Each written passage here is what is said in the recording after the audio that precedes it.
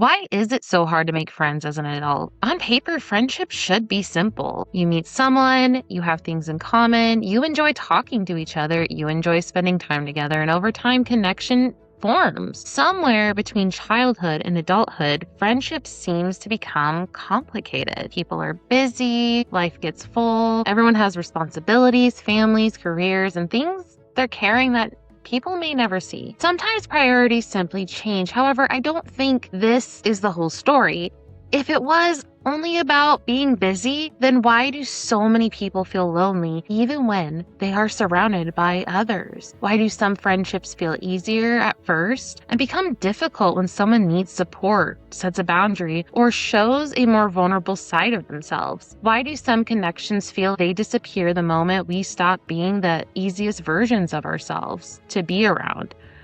I think part of that answer is that many of us are not bringing our personalities into friendships. We're bringing our experiences, we're bringing the way we learn to protect ourselves, we're bringing the things we were taught about conflict, vulnerabilities, trust, and what it means to be accepted. For many people, those lessons came from places where being fully yourself didn't feel safe. A lot of us carry unresolved pain. Most of the world is not trauma-informed. There is this quiet expectation that everyone has struggles and eventually you should move on, which, yes, however, I think it misses the mark. If you're not allowed to exist in your own pain, how can you move on? It's like breaking your leg and being told, walk it off. That helps who? When you've been hurt, and the responsibility is basically, that's sad, now keep going, honey. You can learn to hide parts of yourself that feels difficult, complicated, or inconvenient. You learn to present the versions of yourself that won't make other people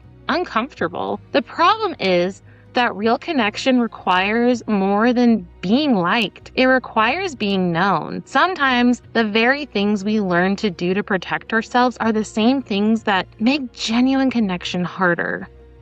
Why is making friends as an adult so difficult? Is it because we don't have enough opportunities? Is it because life is too busy? Or is there something deeper happening underneath the surface? Welcome back to Thinking Out Loud. Hi, it's me, Kimberly. Before we begin, quick note, this podcast is for reflection and conversation, not professional advice. Take what resonates and leave the rest. Here, we slow down and explore life's gray areas, especially in relationships and behavior patterns we can observe and reflect on. I'm not here to tell you what to think. I'm here to offer framework to help you understand your relationships, strengthen your thinking, and hold space for complexity. Let's get to thinking out loud. A lot of us are carrying unresolved pain. Unfortunately, it's in a world that is not trauma-informed, at least not most people. Most people are projecting what works for them, and what works for them works for everyone else, right? When reality says people are unique and different. You can't project who you think they should be, good or bad. There's this quiet expectation that exists in adulthood. We all have problems, get over it. Or as Queen Charlotte would politely say,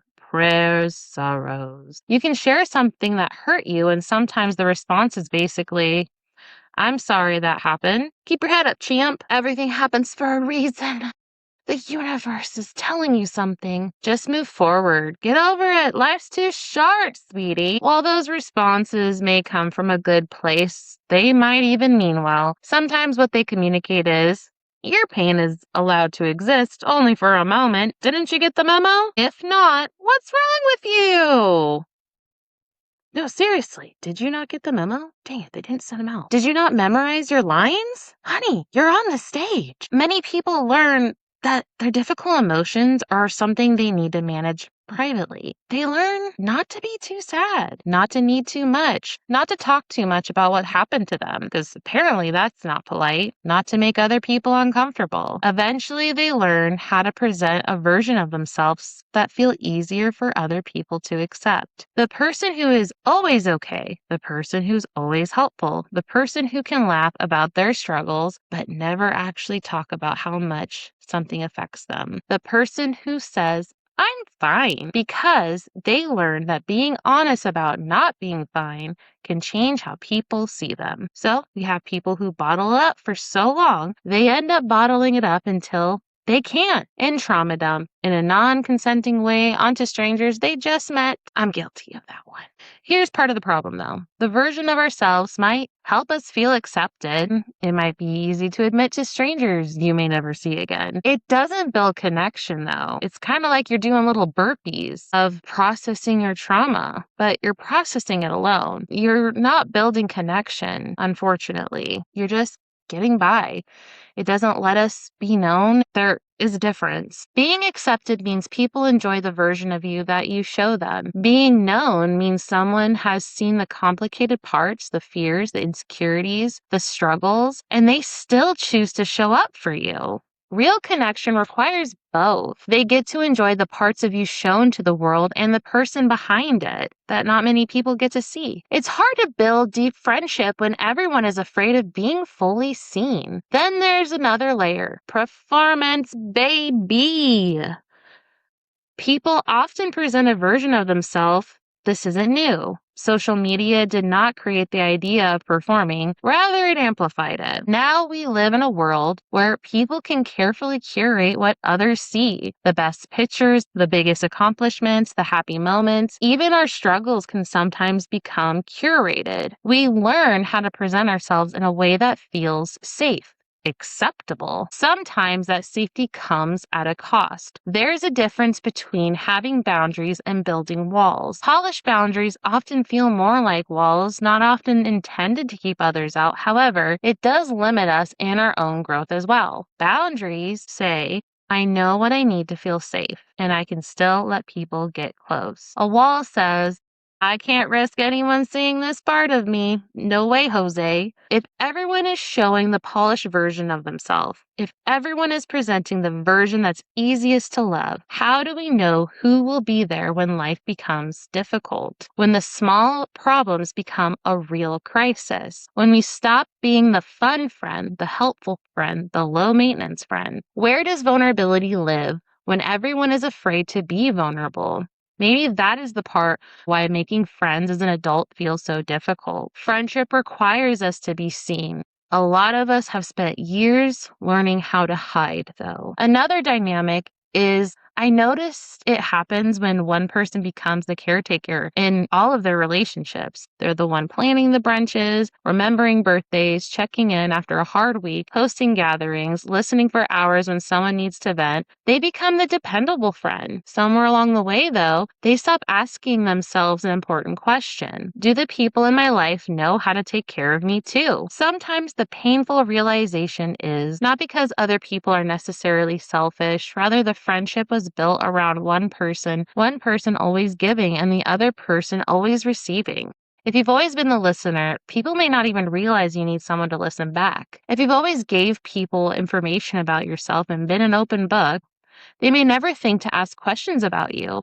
If you always initiate, people might not think to initiate first. If you've always been the strong one, people may assume you're doing fine. If you've spent years believing your own needs should come last, asking for support can feel uncomfortable or even wrong. Asking for things to change can feel needy. However, if we never ask, we never know the potential a relationship can have. We never see where it could have evolved. Life goes through phases. One day, life will get hard. You'll finally need someone else. A shoulder, a hand. However, if you never made room for the idea of needing support or communicating what your needs look like, you're not setting up the people who care about you for success or yourself. Then suddenly, your life falls apart and you're discovering whether the friendship was built on mutual connection or simply on the role you played within it. That can be a heartbreaking realization, especially when you're going through it. Friendship isn't about showing up when it's convenient. It's about being there for good, bad, and boring times. It's about creating mutual trust that both people know they can lean on each other over time, which is why I don't think most adults are failing to make friends. I think they're struggling to maintain meaningful friendships. Meeting people isn't usually the hardest part. Building a friendship where both people feel seen, valued, challenged, supported, and able to grow, that seems to be what is harder. From the outside, long-lasting friendship can look like luck. However, two people don't just happen to find each other and click. It's not some soulmate fantasy. More often than not, there's work behind those relationships. Both people make the choice and both are choosing to invest in one another. There are difficult conversations that usually happen, misunderstandings that get repaired instead of ignored, moments you change the script. No, I want Chick-fil-A this time, not Panda. Times where one person gives you more and times where you might barely get anything. Years of learning each other. Friendship isn't magic. Unless, do you believe in magic of a young girl's heart? Obviously. I don't even have to state this. My goodness. It's an investment. It asks for time, honesty, consistency, forgiveness, and sometimes the courage to be vulnerable before you know whether the other person will meet you there. Sometimes that investment doesn't work out. Most people who are willing to take a chance and invest in people will eventually find their people. A lot of times, we stay too long in bad investments. Sometimes we need to learn to when to cut our losses sooner than stay in a friendship that had no function other than time. Sometimes it grows into a kind of relationship that changes who you are for better or worse. In the end, we choose our investments. Sometimes it's also a matter of, I'm going to keep investing in this person right now, even though I need to find investments elsewhere to fill my cup, because I deeply believe in this person, in this investment I have made already. Sometimes space, sometimes distance isn't punishment in a friendship. Sometimes it's protecting it. It's simply not the market for that friendship right now. It's just not the time. It needs slow and steady. Other dynamics, I want to name them. I call them the hostage friendships, not because you're literally trapped. It can feel like that sometimes. Rather, the relationship continued long after it had stopped being rewarding, nourishing. What I mean is it was a bad investment that just needed to end. Sometimes one person stays because they don't believe they deserve better. Sometimes they stay because the friendship has become part of their identity. Sometimes it's easier to remain in a familiar discomfort than risk the uncertainty of starting over. Sometimes both people hold on to something that no longer exists. You start accepting less because at least it's predictable. You tell yourself this is how they are. They're busy. They've always been like this. One day you realize you've been carrying a friendship that hasn't been carrying you. That's not the same as a friendship going through a difficult season. Every long-term friendship has seasons where one person gives more than the other. I'm talking about a pattern. I'm talking about really reflecting on this relationship. Was there actually good times, or was there simply a time you had low standards that they used to meet? And now maybe they can't even do that. Or maybe your standards changed and you're frustrated because they won't change. And unfortunately, we can't change people because a pattern where loyalty is expected yet rarely returned. Is that a friendship you want to invest in? Where one person constantly reaches out, checks in, makes plans, apologizes first, or carries the emotional weight of keeping the friendship alive? Where you have to beg them to see how their actions hurt you. Over time, familiarity can start to feel like connection. Those aren't always the same thing. For me, the turning point came because of one friendship. I was at the lowest point in my life during this time. I was very anxious, defensive. Honestly, I felt like an overreactive porcupine. I pushed people away because I was embarrassed about how much I needed connection. I felt very needy, how starved I was to be understood. I expected people to leave because at the time I was being told essentially nobody liked me, everybody hated me, guess I should go eat worms. Or that one movie, Hi Goop, good morning Goop.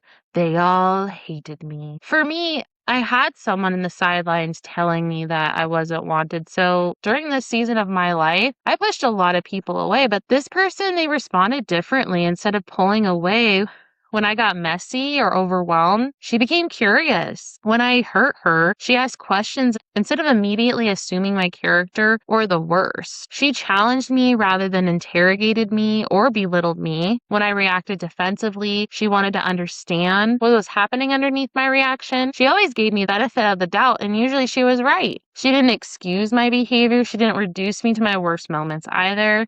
That mattered more than I can put into words. For the first time, I started believing that maybe I wasn't beyond repair. She came into my life during fertility treatments, my long journey. She was the person that constantly validated and told me my body was going through it. She understood, even though she's never experienced it, but she understood because she cared to learn and listen to other people's stories about what happens when you go through fertility treatments, even though she never did. She cared enough to understand me before I even had words to understand me. She let me know that maybe I could do hard things. Maybe struggling isn't the issue, that being suppressed of my feelings while I was struggling was, that overcoming happens only through the struggles. I didn't have to keep believing in toxic positivity of could be worse. Instead, I was allowed a space to feel okay to say, this sucks, while I overcame it. If someone could see me at my worst and still believe I was worth knowing, then maybe I owed it to that friendship and to myself to become someone healthier. The beautiful part is that it didn't stay one-sided. Eventually, she needed me too. Friendship became a place where both of us could be honest. Both of us could apologize. Both of us could ask for help. Both of us could grow. And both of us could fall with someone else willing to catch them. After both of us spent years of feeling like people dropped us. I think that's what durable friendship looks like. I hate the word perfect, but it wasn't perfect. It was just good enough. It wasn't that we never hurt each other. We were just two people willing to let themselves be known and try to see the best in the other person. We just kept choosing to repair when repair is possible. We chose to learn to not push each other past the breaking point. We learn to navigate triggers not because, oh, they're my own personal landmine to go over, but if we touched it, we're like, I remember, sorry, you don't like being scared. Simple things. Another friendship taught me something completely different. She taught me that friendship is an investment, not a transaction. The difference is a transaction asks, what am I getting back? An investment asks, what are we building together over time? When we first became friends, she listened to my trauma more than anybody should have. The funniest part too is when I asked her, why did you do that? Like, wow, I felt like I was such a red flag. It was so precious. It was just nice to have someone do the talking and I could sit and enjoy my meal and not have to keep us entertained. And there are people like that. If you're a talker, there are people who just want to listen. Luckily, I'm a fast talker, so I could keep up with her brain. But not on this podcast. Not on this podcast. She's got to put 1.5 speed. But that's okay. That's okay. I do the same thing too when I listen to my own podcast. She just kept inviting me to spend time together. She made room for me in the ordinary moments, play dates with our kids, late night texts eventually, checking in, creating little routines that slowly became part of our friendship. None of those moments felt extraordinary at the time. They just were consistent. Then life changed. She went through a divorce, the kind of season where everything feels uncertain and overwhelming, and suddenly she was the one who needed someone to lean on, and I got the privilege to support her because we spent years investing in the friendship, not keeping score, not wondering whose turn it was to give. And I was able to show up for her, not because I owed her, because I wanted to be there for her. The return on that investment wasn't money, wasn't popularity. It wasn't even to post pictures with her online. Okay, but I won't limit us. We can do both. It was something much more meaningful. Our families became part of each other's lives. My daughters love her daughter. She loves my kids. I love hers. We celebrate together. We cry together. Well, mostly I cry. We carry each other through different seasons of life. You can't really measure that friendship. It's built quietly, one conversation at a time, one meal shared at a time, one laugh at a time, one cry at a time, and one difficult season at a time. What actually makes a friendship last? I think it came down to three things: vulnerability, boundaries, and intention. Vulnerability because eventually both people have to risk fully being seen. Boundaries because healthy relationships need honesty about what each person can and cannot give.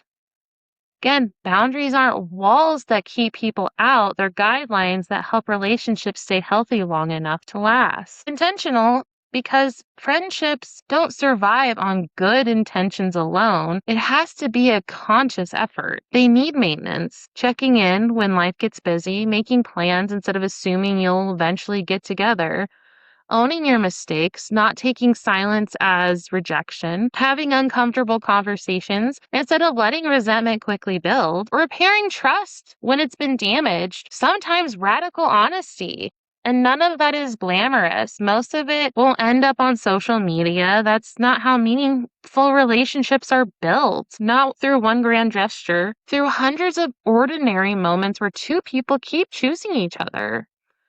One of the biggest shifts for me was realizing that quality matters more than quantity. For a long time, I thought having a lot of friends would make me feel secure. I remember that in college. I thought if I had enough people like me, then maybe I'd finally feel like I belonged. That's not what happened. What changed me wasn't having a bigger circle. It was having one person who constantly chose the friendship, and it made me braver.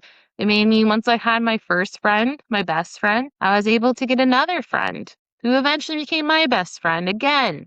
I know I have too many best friends. When I was able to have one good friend, it made me be able to have two, then three, then four, then five. I'm able to have more friends because at the end of the day, I know there are people who choose me, and that's enough. It started with that one friendship, though. One person who was willing to know me, one person who showed me what healthy friendship can actually feel like. Once you've experienced that, something changes. You feel more bold. Your standards start becoming clearer. You stop confusing attention with connection. You stop chasing relationships that constantly leave you wondering where you stand. You become more confident in what you want from a friendship and what you're able to offer one. You stop counting friends and you start cultivating them. If you ever wondered where to start, here's what has helped me. Show up even when nothing exciting is happening. A healthy relationship isn't just built on milestones, it's built on ordinary, everyday moments, small rituals that are created. Maybe it's a coffee on the first Sunday of every month, a weekly text, a phone call during your commute, something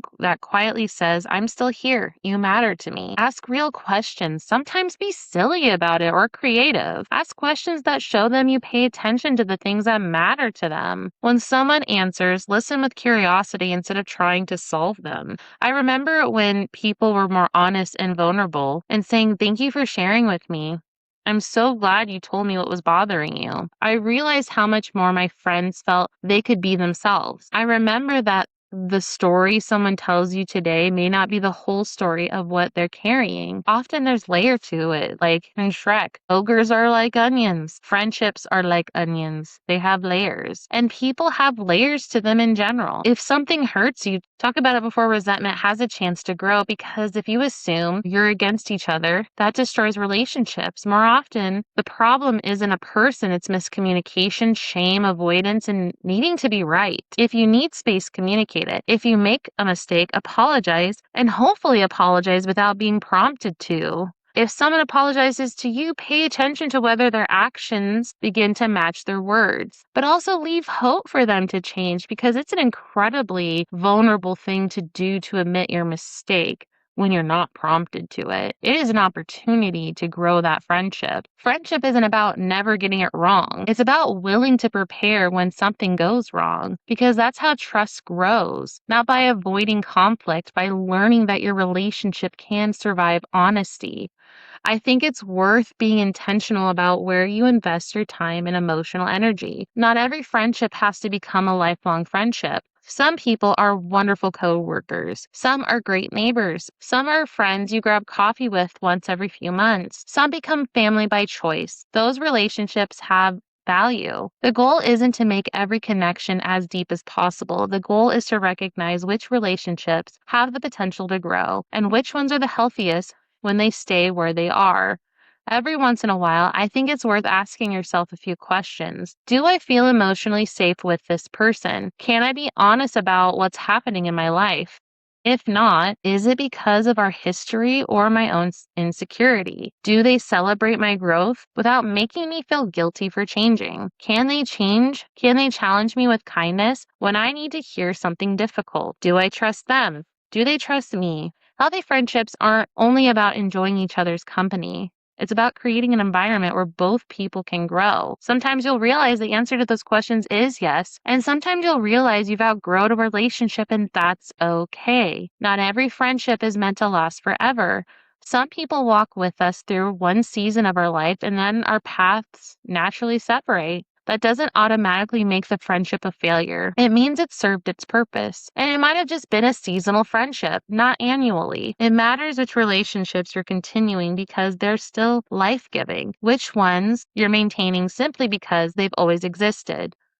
Our time, energy, and emotional capacity are limited. We don't have to keep everyone on our emotional payroll. Sometimes the healthiest thing we can do for ourselves and for other people is allow our relationship to change without forcing it to stay what it used to be. Back to the question, why is it so hard to make friends as an adult? I don't think it's because we've forgotten how to meet people. That's easy. I think it's because friendship asks something of us that can feel incredibly difficult. It asks us to be vulnerable in a world that often rewards performance. It asks us to trust after we've been hurt. It asks us to communicate when staying silent feels easier. It asks us to repair instead of disappear. Yes, friendships cost something. It costs time. It costs patience. It costs difficult conversation. It costs the willingness to look at ourselves honestly. You'll probably lose people along the way. You'll be disappointed. You may even find old wounds resurfacing in new relationships. Isolation has a cost too. Never letting people get close has a cost. Never allowing yourself to be known has a cost. Maybe the question isn't whether friendship is worth something. Maybe the real question is, which cost are you willing to pay? For me, I chose the people who chose me back, the people who make room for honesty, the people who are willing to repair, the people who take accountability without being asked to,